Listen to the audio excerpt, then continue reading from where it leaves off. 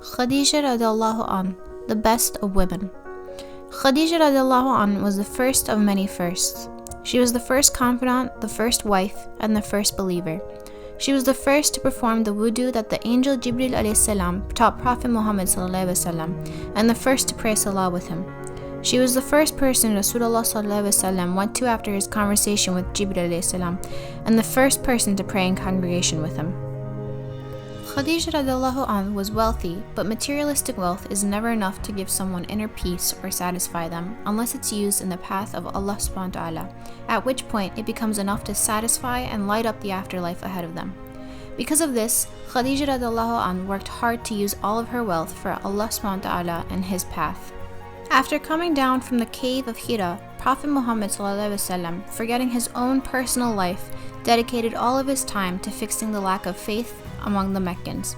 He went from door to door to try to persuade even one person to find faith, no matter how much effort it took on his part. No matter who tried to ruin his cause, he never lost his hope. Wherever there was one person, he was always the second person, trying to bring light to others' hearts through belief in Allah subhanahu wa ta'ala. He found that the most successful way of doing this was to invite unbelievers to dinner and persuade them there. He recruited the young Zayd ibn Haritha radiallahu an and Ali radiallahu an to go door to door and invite Meccans to dinner, while Khadijah radiallahu an prepared food for them at home.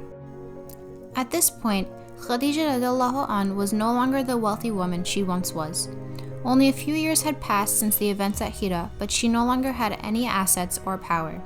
Her once famous wealth and power was now in the hands of people like Abu Lahab and Abu Jahl, who did not know the value of such power and wealth.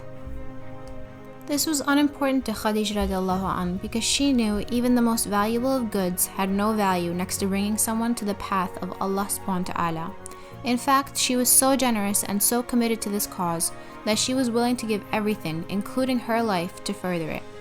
Her generosities in this cause were so grand that she became one of the most esteemed women on earth. In fact, one day, Prophet Muhammad said, "The best of the women of paradise is Maryam bint Imran, and the best of the women on earth is Khadijah bint Khuwaylid." In another instance, he named 4 women who are the best among the ones in paradise, one of them being Khadijah radiallahu anha. If you like this video, please don't forget to subscribe to our YouTube channel.